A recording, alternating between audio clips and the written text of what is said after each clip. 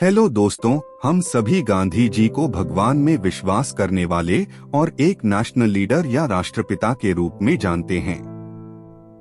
इस बुक में आप उन्हें एक बेटे, एक हस्बैंड, एक पिता, एक स्टूडेंट, एक टीचर और एक विनम्र आदमी के रूप में जानेंगे। अगर आप गांधी जी के सच के बारे में जानना चाहते हैं तो आपको ये बुक पढ़नी चाहिए। ये बुक महात्मा गांधी जी ने लिखी है। परिचय। गांधी जी के कुछ फ्रेंड्स ने उन्हें अपनी लाइफ स्टोरी लिखने के लिए एनकरेज किया, लेकिन वो खुद इस बात पे कॉन्फिडेंस नहीं थे कि इस बुक को ऑटोबायोग्राफी कहा जाए, क्योंकि गांधी जी का मानना था कि ये बुक सच के साथ किए गए उनके एक्सपेरिमेंट्स पर बेस्ड है। उन्होंने लिखा था कि उनकी लाइफ का अल्टीमेट गोल मोक्ष पाना है, यानी सच को स्वीकार करके ज्ञान प्राप्त करना। उन्होंने ये भी लिखा कि उन्हें पसंद नहीं था कि लोग उन्हें महात्मा बुलाएं, हालांकि जो लोग उन्हें बहुत रिस्पेक्ट देते थे उन्होंने उनका ये नाम रखा था। ऐसा नहीं था कि गांधी जी लोगों की रिस्पेक्ट की कदर नहीं करते थे, बल्कि उन्हें तो ये लगता था कि वो इतनी रिस्पेक्ट डिजर्व नहीं करते हैं, क्योंकि उनका मानना था कि बाकियों की तरह उनकी भी कुछ लिमिटेशंस है और उनसे भी लाइफ में मिस्टेक्स हुई है। खैर, जो भी हो, आपको इस बुक समरी से गांधी जी के बारे में और काफी कुछ जानने को मिलेगा। कुछ ऐसी इंफॉर्मेशन जो शायद आज तक आपको पता ना हो। ये तो सब जानते हैं कि गांधी जी एक इंस्पायरिंग लीडर थे, लेकिन वो एक बेहद प्यार करने वाले बेटे और पिता भी थे। वो सही मायनों में सेवा और विश्वास की मूर्ति थे। पेरेंटेज और चाइल्डहुड। मेरा जन्म पोरबंदर में 2 अक्टूबर 1869 को हुआ था। मेरी फैमिली बनिया कम्युनिटी से बिलोंग करती है। मेरे दादा पोरबंदर में दीवान थे और मेरे फादर भी यही काम करते थे। मैं अपने माँ बाप का सबसे छोटा बेटा हूँ। मेरे फादर एक बहादुर, काइंड और बड़े दिलदार इंसान थे। उन्हें रुपए पैसे का कोई लालच नहीं था। हालांकि उन्होंने कोई फॉर्मल एजुकेशन नहीं ली थी, लेकिन उनके पास अनुभव का खजाना था। उनकी खूबी थी कि वो लोगों को बड़े अच्छे से समझते थे और उनके झगड़े सुलझाते थे। मेरी माँ बड़ी ही रिलीजियस लेडी थी। खाने से पहले भगवान को शुक्रिया अदा करना उसकी आदत में शामिल था। चतुर्मास के दिनों में माँ सिर्फ एक टाइम खाना खाती थी। ये उसका नियम था, फिर चाहे वो बीमार ही क्यों ना हो, उसने फास्ट रखना और प्रे करना कभी नहीं छोड़ा। एक बार ऐसे ही चतुर्मास के दिन थे जब माँ ने कसम ली कि वो सूरज निकलने तक कुछ नहीं खाएगी। मैं और मेरे भाई बहन बाहर निकलकर देखने गए कि सूरज निकला या नहीं, लेकिन बारिश के दिन थे इसलिए सूरज बड़ी मुश्किल से निकलता था। लेकिन माँ ने अपनी कसम नहीं तोड़ी। मेरी माँ एक बड़ी स्मार्ट लेडी थी।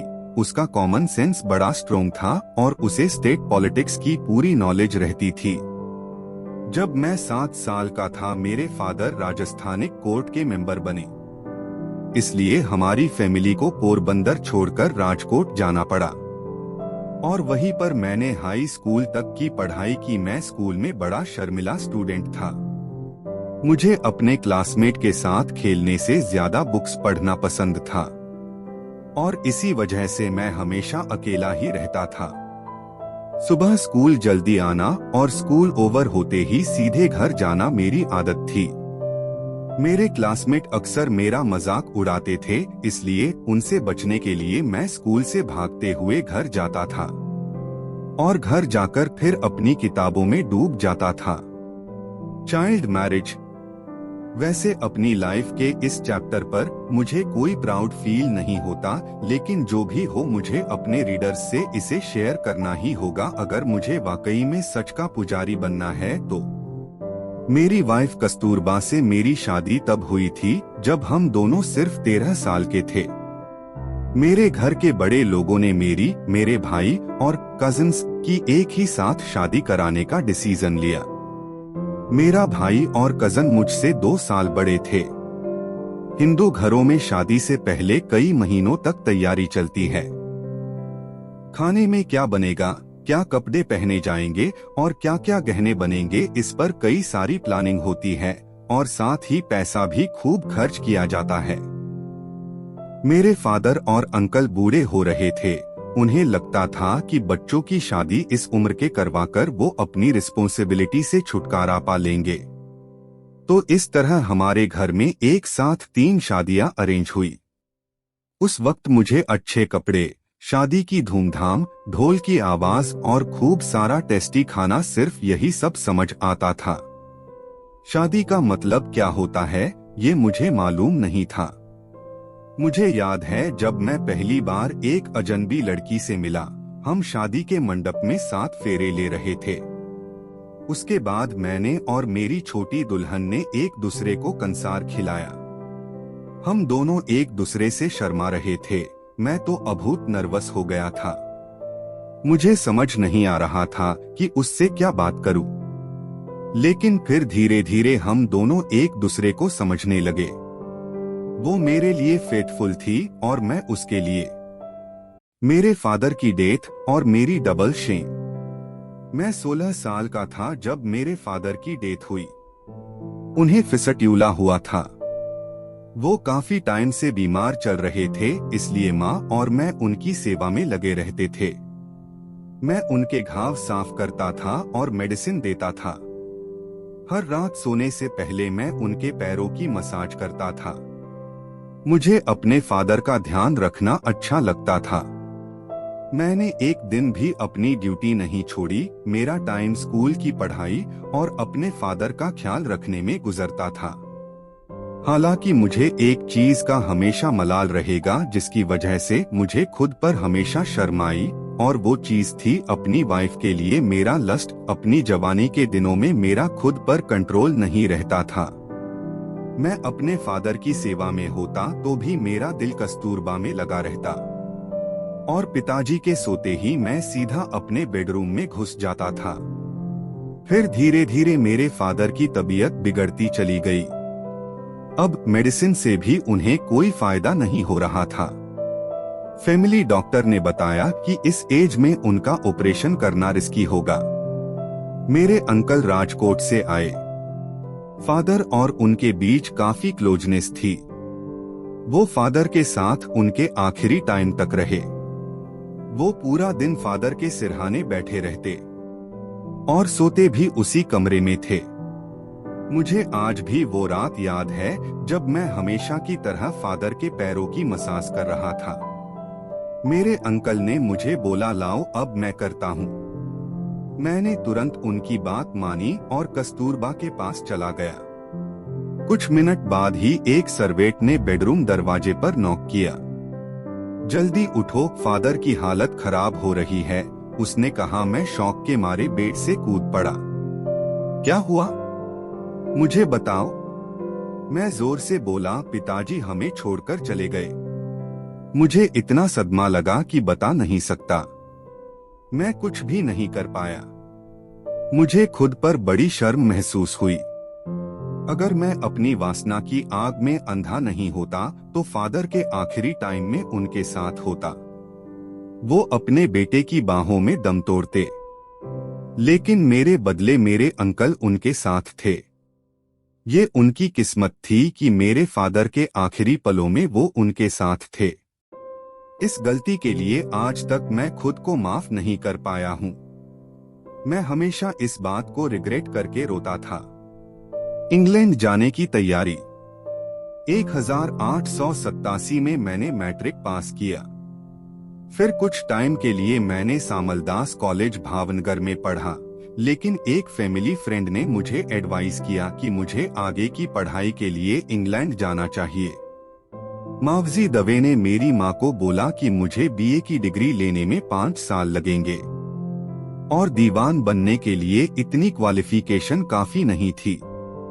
उसके लिए मुझे लॉ करना होगा, जिसमें और ज्यादा टाइम लगेगा। इसलिए मेरे लिए बेटर यही है कि मुझे इंग्लैंड पढ़ने भेजा जाए। वहां जाकर मैं सिर्फ 3 साल में ही बैरिस्टर बन सकता हूं। उसने ये भी बोला कि मुझे तुरंत इंग्लैंड भेजा जाए। वहाँ से बैरिस्टर की डिग्री लेने पर मेरी रेपुटेशन बढ़ेगी और मुझे आसानी से दीवानशिप मिल जाएगी। मावजी द्वे ने मुझसे पूछा, क्या तुम यहाँ पढ़ाई करने के बजाय इंग्लैंड नहीं चाहोगे? मैं उनकी बात से एग्री था।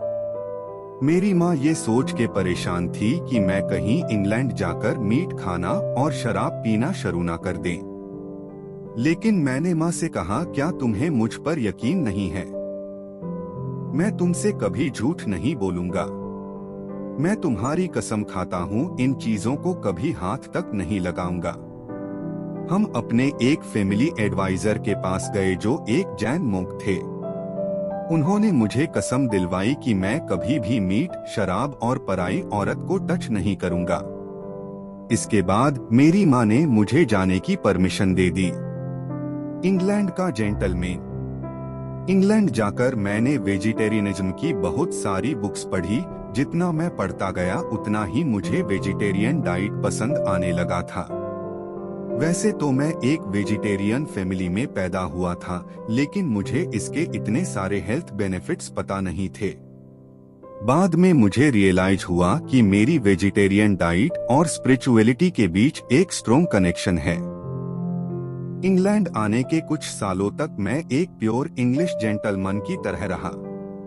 मैंने नया सूट सिलवाया, नई टाई और नया हैट लिया। सुबह मुझे पूरे 10 मिनट लगते थे अपनी टाई फिक्स करने और बालों को स्टाइल करने में।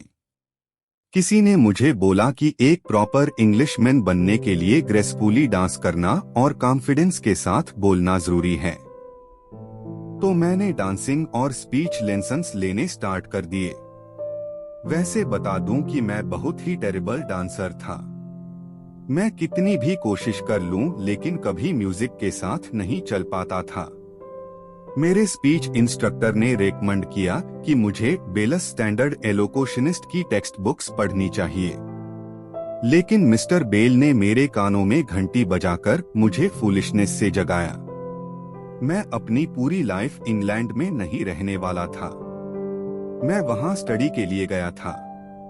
उस दिन से मैंने सिर्फ अपनी स्टडीज पर ध्यान देना शुरू कर दिया।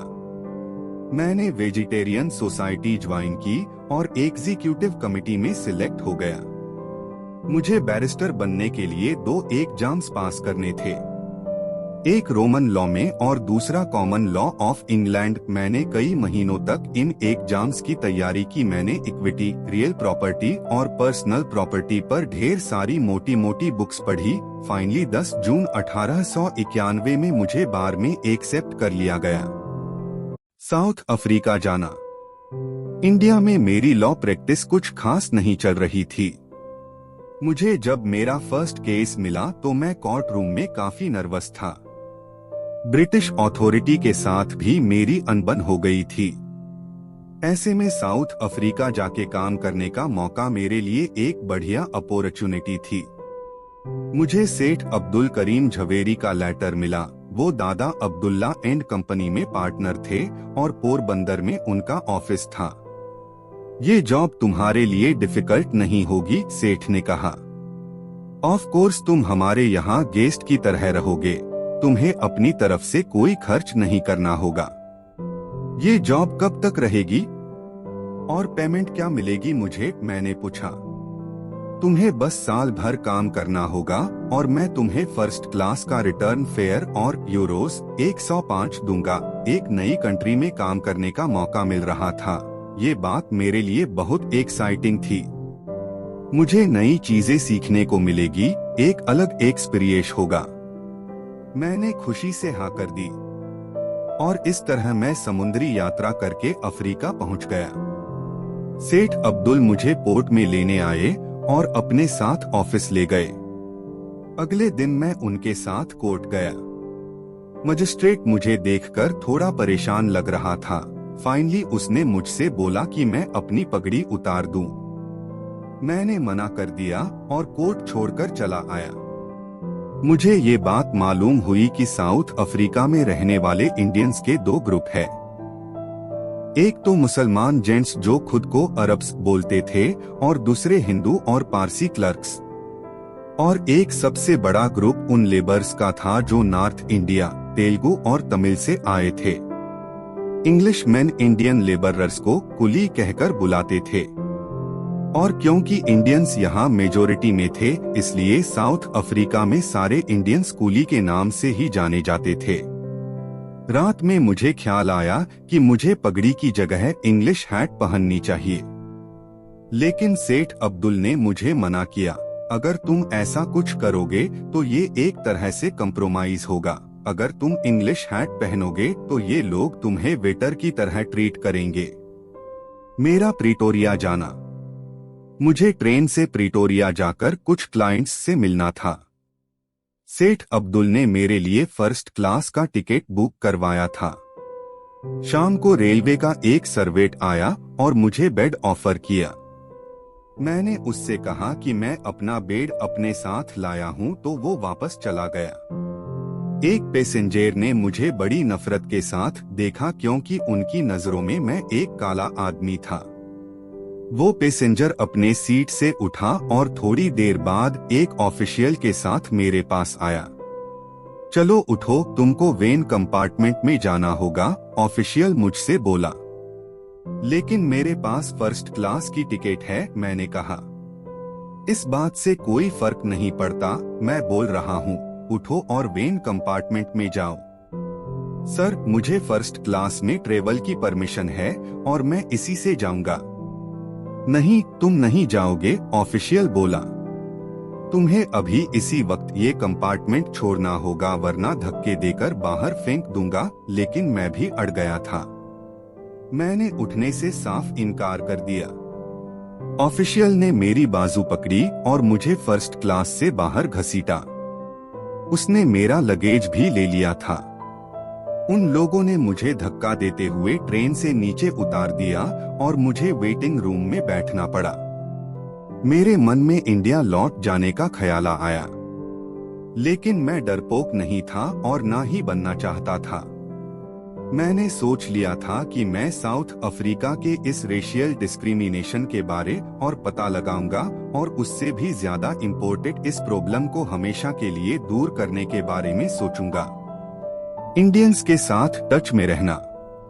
प्रिटोरिया में मेरी मुलाकात शेख तैयब से हुई, वो भी हमारी लॉ फर्म में काम करते थे। मैंने उन्हें कहा कि मैं साउथ अफ्रीका में रहने वाले सारे इंडियंस के साथ टच में रहना चाहता हूं और यहाँ वो किस हालत में रहते हैं इस बारे में जानना चाहता हूं। शेख तैयब मेरी हेल्प करने को तैयार हो गए और उन्होंने एक मीटिंग अरेंज करवा दी। ये मीटिंग एक और शेख के घर पर रखी गई थी। इनमें से ज्यादातर लोग मेमन मर्चेंट्स थे। कुछ हिंदू क्लर्क भी आए थे।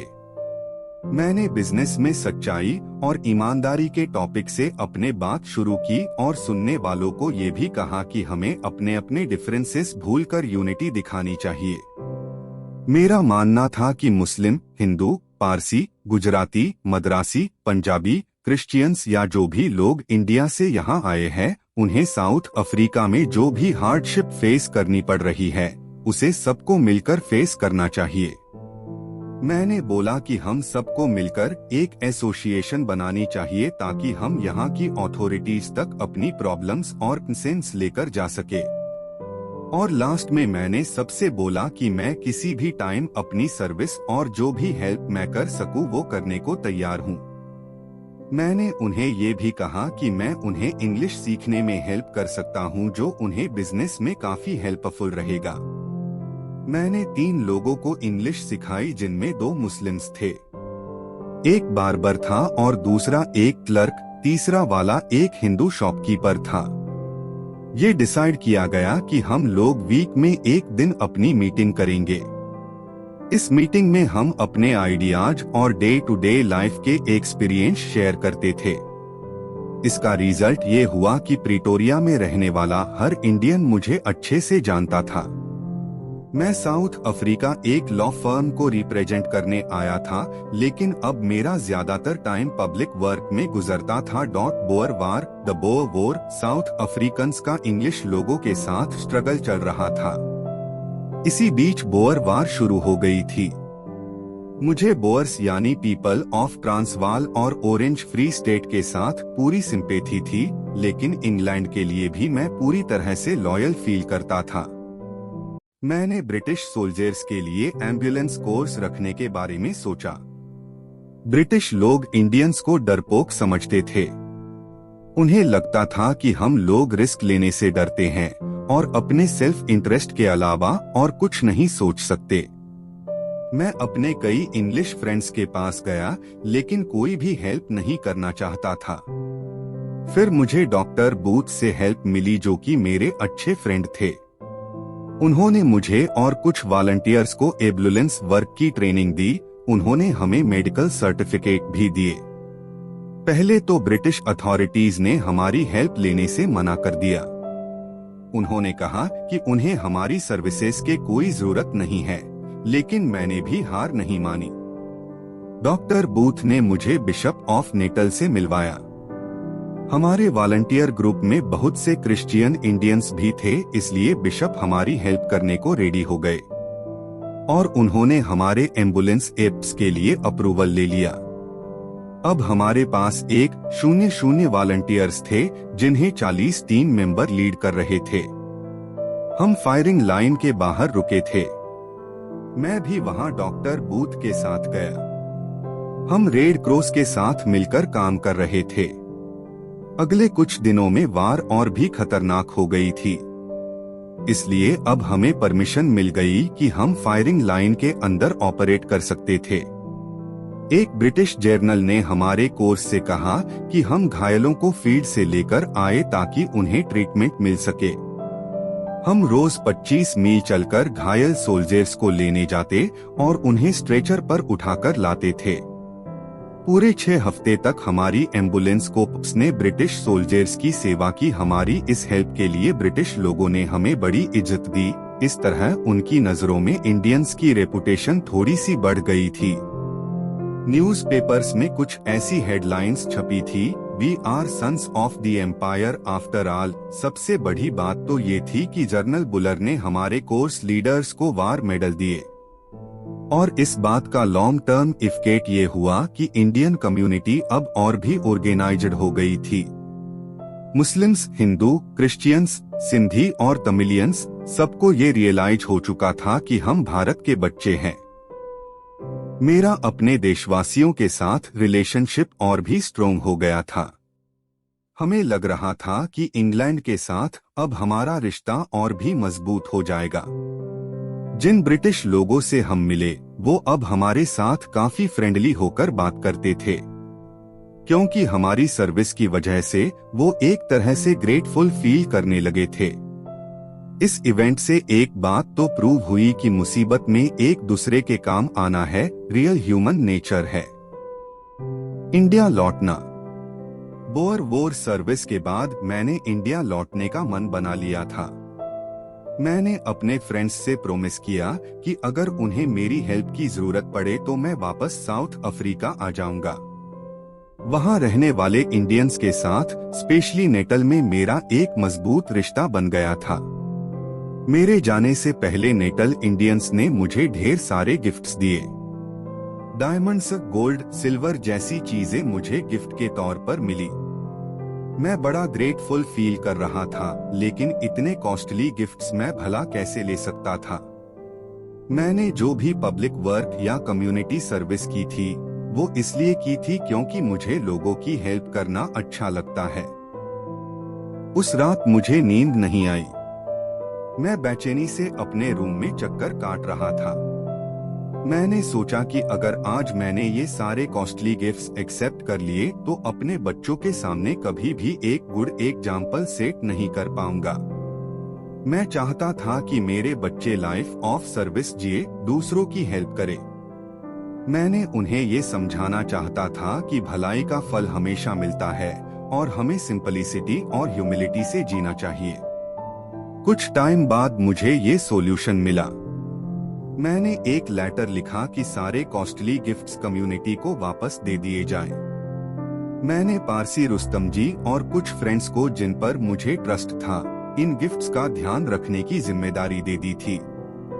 सुबह मैंने अपनी वाइफ और बच्चों से ये बात शेयर की। मेरे बच्चों को तो कोई फर्क नहीं पड़ा, लेकिन मेरी वाइफ को आइडिया कुछ खास पसंद नहीं आया। मुझे समझ नहीं आ रहा कि तुम मुझे ये गहने पहनने क्यों नहीं दे रहे, उसने कहा। और मेरी बहू भी ये गहने पहनेगी, अभी बच्चों की शादी कहाँ हुई है। मैंने उसे समझाने की कोशिश की, हम इतनी छोटी उम्र में उनकी शादी नहीं करेंगे और न ही अपने बेटों के लिए ऐसी बहुएं लाएंगे जो इन सब चीजों की लालची हो। फिर किसी तरह मामला सेटल हुआ। मैंने सारे गिफ्ट कलेक्ट किए और एक ट्रस्ट डीड्स तैयार की। सारी चीजें बैंक में डिपॉजिट करा दी गई। अगर मेरा ट्रस्टी उन्हें कम्युनिटी सर्विस के लिए यूज करना चाहे तो वो ऐसा कर सकता था। मुझे अपने इस डिसीजन पर कभी रिग्रेट नहीं हुआ। धीरे धीरे मेरी वाइफ भी समझ गई कि मैं अपनी फैमिली को लालच से बचाना चाहता हूँ। मैं ये मानना है कि एक पब्लिक वर्कर को किसी भी तरह का कॉस्टली गिफ्ट एक्सपेक्ट नहीं करना चाहिए। वापस इंडिया में। जब मैं इंडिया वापस आया तो मुझे पता चला कि कलकत्ता में कांग्रेस की मीटिंग है। मैं भी वहां एक डेलीगेट के तौर पर गया। मैंने वहां कुछ रेजोल्यूशन प्रेजेंट किए जिससे साउथ अफ्रीका में इंडियंस की सिचुएशन थोड़ी इम्प्रूव हो सके। मुझे सर वाचा के साथ ट्रेवल करने का मौका मिला, जो उस टाइम कांग्रेस के प्रेसिडेंट थे। मैंने कुछ टाइम उनके साथ ट्रेन में जर्नी की। सर वाचा ने मुझसे कहा कि वो मेरे रेजोल्यूशन पढ़ेंगे। कलकत्ता में मुझे रिपोन कॉलेज ले जाया गया, जहां पर सारे डेलीगेट्स रुकने वाले थे। एक फायदा और हुआ कि मुझे अपने कुछ फ्रेंड्स भी वहां मिल गए। हालांकि कुछ इश्यूज थे जिन पर मैं बात करना चाहता था। मैंने देखा कि रिपोन कॉलेज के वॉलंटियर्स की आपस में बनती नहीं थी। अगर एक वॉलंटियर से कुछ पूछो तो वो दूसरे को सवाल पास कर देता था और दूसरा तीसरे को डोट। उनमें से कुछ के साथ मेरी अच्छी फ्रेंडशिप हो गई थी। मैंने उन्हें साउथ अफ्रीका की स्टोरीज सुनाई। मैंने उन्हें पब्लिक सेवा की इम्पोर्टेंस भी बताई। लेकिन पब्लिक सर्विस की भावना लोगों में इतनी जल्दी नहीं डाली जा सकती, क्योंकि ये फीलिंग किसी इंसान में अंदर से आती है कि उसे लोगों की हेल्प करनी है। प्रॉब्लम ये थी कि कांग्रेस की मीटिंग साल में सिर्फ 3 दिन होती थी, बाकी टाइम ये रेस्ट में होती थी। इसलिए वॉलंटियर्स को कोई प्रॉपर ट्रेनिंग नहीं मिल पाती थी। मैंने ये भी देखा कि कॉलेज कंपाउंड में हाई लेवल की छुआछूत का माहौल था। जैसे एग्जाम्पल के लिए तमिल लोगों का किचन बाकियों से एकदम अलग दूर था और दीवार से घिरा था, क्योंकि तमिल डेलीगेट नहीं चाहते थे कि खाना खाते वक्त कोई उन्हें देखे। उनके लिए बाकी लोगों की नजर किसी छुआछूत से कम नहीं थी। फाइनली एक और चीज मैंने नोटिस की, हमारी बिल्डिंग की लैट्रिन्स बहुत ही बुरी हालत में थी। साफ सफाई का नामो निशान तक नहीं था। चारों तरफ पानी भरा रहता था और बदबू के मारे बुरा हाल हो रहा था। मैं वॉलंटियर्स के पास जाकर इस बारे में बात की, लेकिन उनका जवाब था, इसमें हम क्या कर सकते हैं, ये स्वीपर का काम है। तो मैंने उनसे पूछा कि झाड़ू कहाँ पर मिलेगी। वो हैरानी से मेरी तरफ देख रहे थे। मैंने झाड़ू ढूंढी और सारी लैट्रिन्स खुद अपने हाथों से साफ की, लेकिन मैं अकेले सारी सफाई नहीं कर सकता था। लोग लैट्रिन करने आते, करके चले जाते, लेकिन गंदगी को इग्नोर करते थे। कांग्रेस मीटिंग अभी शुरू नहीं हुई थी, इसलिए मैंने ऑफिस ऑफ द सेक्रेटरीज के लिए अपनी सर्विस ऑफर कर दी। मैं बाबू बासु और सुजीत घोष का क्लर्क अपॉइंट हुआ। वो लोग भी मुझे देखकर खुश थे। Faith on it's trial. मेरा ज्यादातर टाइम पब्लिक वर्क में गुजरता था। सब सही चल रहा था, लेकिन फिर मेरा दूसरा बेटा मणिलाल बुरी तरह बीमार पड़ गया। उसे टाइफाइड और न्यूमोनिया हो गया था। वो अक्सर रातों को उठकर रोने लगता और पागलों की तरह बड़बड़ाता था। डॉक्टर ने हमें बोला कि हम मणिलाल को चिकन सूप और अंडे खिलाएं ताकि उसे ताकत मिले। मेरा बेटा सिर्फ 10 साल का था। अब मुझे डिसाइड करना था कि उसे नॉनवेज खिलाना है या नहीं। तुम्हारे बेटे की जान को खतरा है, डॉक्टर ने मुझे समझाया। हम उसे पानी मिला दूध दे सकते हैं, लेकिन ये काफी नहीं होगा। मुझे लगता है कि आप अपने बेटे की सेहत के लिए उसकी डाइट में ज्यादा सख्ती नहीं करेंगे। मेरा धर्म मुझे अंडे और मीट खाने की परमिशन नहीं देता, चाहे जो भी सिचुएशन हो, इसलिए मैं ये रिस्क लेने को रेडी हूँ, मैंने जवाब दिया। मैंने डॉक्टर से कहा कि वो मेरे बेटे की कंडीशन चेक करते रहे, हालांकि हमने उसे मीट या अंडा नहीं दिया। मैंने डॉक्टर से ये भी पूछा कि क्या हम कोई अल्टरनेटिव ट्रीटमेंट ट्राई कर सकते हैं, तो डॉक्टर ने हाँ बोल दिया। मैंने उसका धन्यवाद किया। अगले 3 दिनों तक मैंने मणिलाल को कुहने का ट्रीटमेंट दिया। मैं उसे टब में बैठाकर 3 मिनट का हिप बाथ देता था। मैं हर उसके लिए ऑरेंज जूस भी बनाता था। हालांकि मणिलाल का बुखार और बड़बड़ाना कम नहीं हो रहा था। मुझे डाउट हुआ और अपने डिसीजन को लेकर मुझे रिग्रेट हो रहा था। उस रात मैंने मणिलाल के बीमार शरीर को एक वेट टॉवल से रब किया और एक और वेट टॉवल उसके माथे पर रखा। मैंने अपनी वाइफ को उसके पास रहने को बोला और वॉक के लिए बाहर चला गया। मैं ऊपर वाले से प्रे कर रहा था। मैंने सब कुछ भगवान पर छोड़ दिया था। इस मुश्किल की घड़ी में हमें सिर्फ तुम्हारा ही सहारा है, भगवान हमें इस संकट से उबारो। मैं बार बार राम नाम जप रहा था। और फिर मैं घर लौट आया। मैं कमरे में आया तो मणिलाल की कमजोर आवाज सुनाई दी, तुम आ गए बापू। हाँ मेरे बेटे, मैंने उससे कहा। उसकी पूरी बॉडी पसीने से तरबतर थी। मैंने कंबल हटाकर उसका पसीना सुखाया। उसका बॉडी टेम्परेचर थोड़ा डाउन लग रहा था। मैं उसके बगल में बैठ गया और वही सो गया। नेक्स्ट मॉर्निंग मणिलाल की हालत कुछ बेटर थी। उसका बुखार उतर चुका था। हमने उसे पानी मिला दूध और फ्रूट जूस देना जारी रखा। चीजें अब हमारे कंट्रोल में लग रही थी और धीरे धीरे वो पूरी तरह ठीक हो गया था। मणिलाल बड़ा होकर एक हेल्दी बॉय बना। उसे देख के कोई भी ये बोल सकता था कि हमारी सही देखरेख और हेल्दी डाइट ने ही उसे ठीक किया था, लेकिन मेरे लिए तो ये भगवान का चमत्कार था। ऊपर वाले पर मेरे अटूट विश्वास ने ही मेरे बेटे की जान बचाई थी। आपने गांधी जी के बारे में काफी कुछ पढ़ा, उनकी ह्यूमिलिटी, उनके फेथ और उनके सेवा भाव के बारे में आपने जाना। गांधी जी के अंदर अपने आसपास के लोगों के लिए हमेशा ही एक सेंस ऑफ रिस्पॉन्सिबिलिटी रही थी। उन्हें अपने से ज्यादा दूसरों का ख्याल रहता था और दूसरों को सर्व करने के इसी स्ट्रॉन्ग डिजायर के लिए गांधी जी दूर दराज की जगहों पर भी गए, कई सारे पावरफुल लोगों से मिले और उन्होंने अपने देश का इतिहास बदला। अब ये प्रेजेंट जेनरेशन की जिम्मेदारी है कि वो भी गांधी जी के बताए रास्ते पर चले और उनके बताए प्रिंसिपल्स को फॉलो करे।